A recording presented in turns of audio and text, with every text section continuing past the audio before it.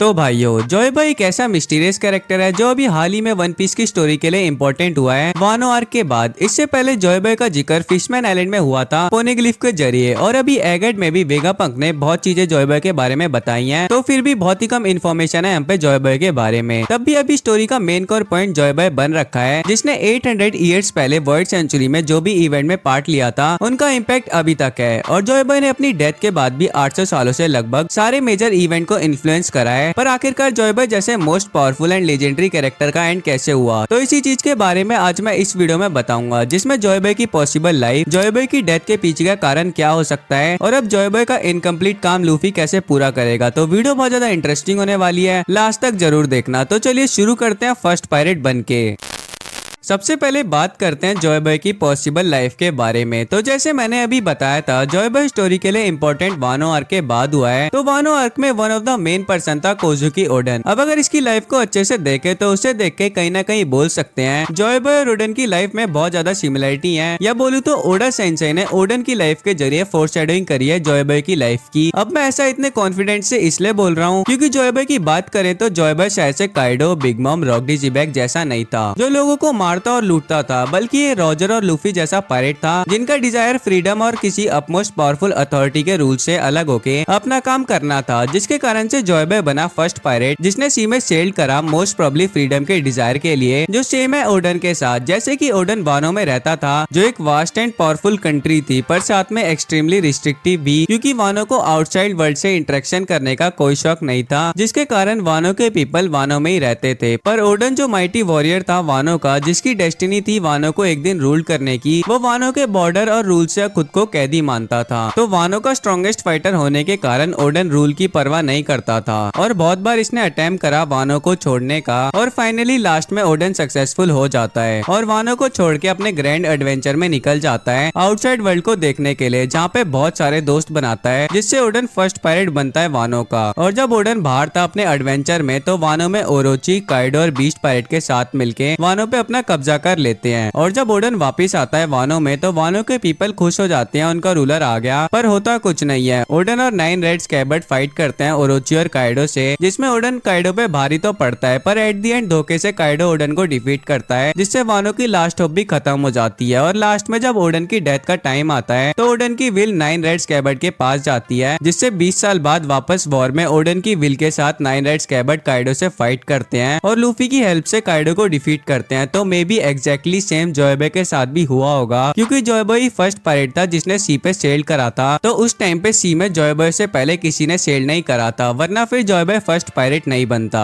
और Joy boy भी Odean की तरह अपने किंगडम का स्ट्रॉन्गेस्ट और फेमस पर्सन होगा, जिसे सब रिस्पेक्ट करते होंगे, और फिर भी अपने डिजायर को पाने के लिए जॉय बॉय पायरेट बनता है। और जब जॉय बॉय अपने एंशिएंट किंगडम में आया था, तो 20 किंगडम से फाइट होती है, जिन्हें सिमिलर मान सकते हैं ओरोची और काइडो से, जिसमें जब जॉय बॉय की डेथ होती है तब जाके एंशिएंट किंगडम खत्म हो जाता है। जैसे कि जब ओडन की डेथ हुई तो वानो को खत्म ही कर दिया था एक तरीके से ओरोची और काइडो ने, और जैसे ओडन की विल पास हो रही है, वैसे जॉय बॉय की विल भी पास डाउन होते हुए आ रही है। और जैसे ओडन वानो का किंग नहीं बन पाया और 9 रेड स्कैबर्ड फेल हो गए ओडन के साथ मिलके, वैसे ही जॉय बॉय के साथी भी फेल हो गए होंगे इसके साथ। और तभी एमिथ ने I am sorry Joy boy बोला, और ये भी कि वो जॉय बॉय को किंग नहीं बना पाया। और जैसे 20 साल बाद ओडन की विल के साथ 9 रेड स्कैबर्ड लूफी के साथ मिलके काइडो और ओरोची को डिफीट करते हैं, वैसे ही अब 800 साल बाद लूफी वो काम करेगा। और ओडा सेंसेई ने वानो में ओडन की जर्नी से लेके डेथ और डेथ के 20 साल बाद काइडो को हराना, वो भी अब न्यू जॉय बॉय लूफी से कहीं ना कहीं दिखा रहा था जॉय बॉय की लाइफ ओडन से सिमिलर है। और काइडो की डिफीट के बाद जॉय बॉय का आना भी अब हिंट है वर्ल्ड गवर्नमेंट, जो पहले 20 किंगडम था अब उनका उल्टा टाइम शुरू हो गया है।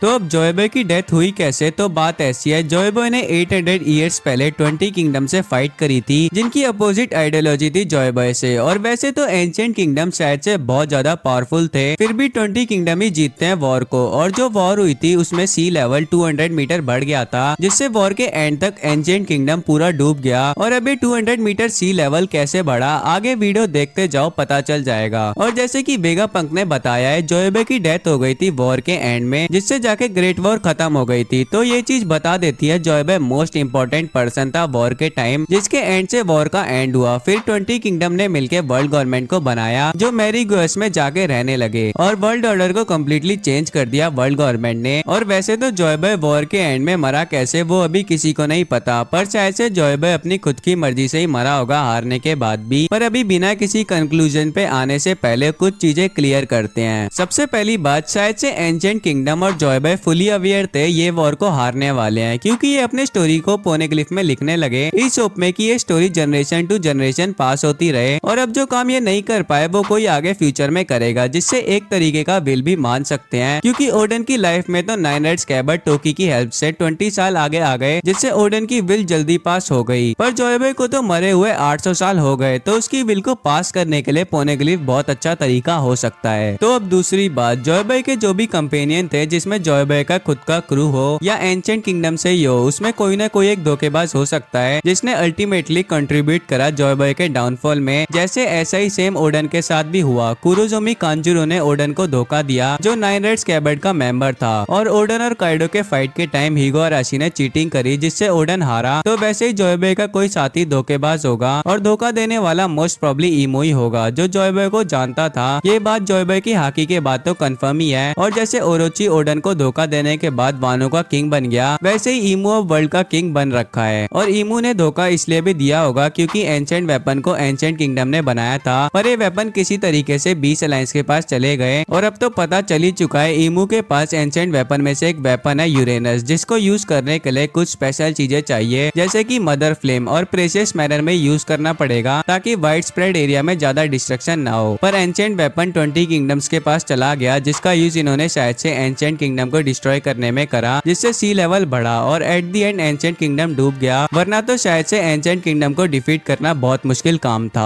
और वॉइड सेंचुरी के टाइम बहुत सारी वॉर हुई थी, जिसमें बहुत सारे टाउन्स, कंट्रीज, आइलैंड डिस्ट्रॉय हो गए थे, जिसमें से एक शेंडोरा जो लास्ट सिटी थी जो फॉल हुई थी, और जिनका भी कनेक्शन जोयबे के साथ था, क्योंकि पोनेग्लिफ यहाँ पे भी था। अब मैं शेंडोरा को इसलिए लेके आ रहा हूँ क्योंकि जैसे कि इसका कनेक्शन जोयबे से था और 20 किंगडम के पास एंशिएंट वेपन था, तो फिर भी जोयबे जितना पावरफुल था, शायद से बस इसे डिफीट करने के लिए एंशिएंट वेपन भी काम नहीं आता। तो 20 किंगडम ने एंशिएंट वेपन का यूज करा होगा जोयबे के एलाइज को मारने के लिए। और जैसे मैंने लास्ट जोयबे के पॉसिबल क्रू मेंबर में बताया था, वर्ल्ड गवर्नमेंट ने जोयबे से कनेक्टेड रेसिस और किंगडम को डिस्ट्रॉय कर दिया है, जिसमें बकेनियर्स, लुनारियन, शेंडोरा सिटी। तो वैसे ही तब भी 20 किंगडम पावर के एक्सचेंज होते ही जोयबे के एलाइज को मारने लगे होंगे, जिससे जोयबे हेल्पलेस हो गया। और जोयबे को भी पता होगा उसका डेथ से ही वॉर खत्म होगी, तो जोयबे ने फिर सारी रिस्पॉन्सिबिलिटी फ्यूचर जनरेशन पे छोड़ दिया। और सरप्राइजिंगली जोयबे को पता था इसका रिटर्न होगा, जिससे ग्रेट वॉर फिर से शुरू होगी, जो अब लग रहा है जल्दी होगी। और जोयबे को ये भी पता था एंशिएंट वेपन भी रीइंकार्नेटेड होंगे, जिसमें से एक पोसाइडन भी है। और जो बात बता रही है कि जोयबे ने सब कुछ किसी पर्पस के लिए करा था, और जोयबे की डेथ कोई एक्सीडेंट नहीं था, सब कुछ प्लान था। तभी तो जोयबे को पता था नेक्स्ट जोयबे कब अपीयर होगा, मरमेड प्रिंसेस कब रिबॉर्न होगी, और ग्रेट वॉर फिर कब होगा। और इस चीज को स्टोरी में बहुत से कैरेक्टर ने कंफर्म करा है, जिसमें टोकी है और रॉजर और ओडन भी है, जिन्होंने जब लाफ्टेल पे गए और जोयबे का ट्रेजर देखा और लास्ट मैसेज पढ़ा, तो तब सेम कंक्लूजन पे आ गए कि ये टाइम से पहले आ गए हैं, और ये वो नहीं है जो वर्ल्ड को चेंज करेंगे, इन्हें अभी और वेट करना पड़ेगा। और जोयबे ने जो कुछ भी फाइनल इवेंट पे छोड़ा है वो स्टोरी के लिए बहुत इंपॉर्टेंट है। और अभी अहमद ने भी जोयबे की हाकी यूज करा है, जो जोयबे ने फ्यूचर में ही किसी मेजर काम के लिए बचा के रखी थी, वो तो 5 एल्डर को भगाने के लिए यूज हो गई। तो ये सब चीज बता रही है जोयबे को सब कुछ पता था, अब इसका टाइम आ चुका है, अब सब कुछ फ्यूचर जनरेशन पे छोड़ देते हैं और फ्रीली अपनी डेथ को एक्सेप्ट कर लिया, जैसे रॉजर ने करा था। अपनी जर्नी कंप्लीट होने के बाद खुद की मर्जी से खुद को मरीन को सौंप दिया और एग्जीक्यूट हो गया, जिससे अपने एरा का एंड करा। और ऐसे ही जोयबे ने करा होगा, अपनी डेथ के बाद वॉइड सेंचुरी को एंड करा।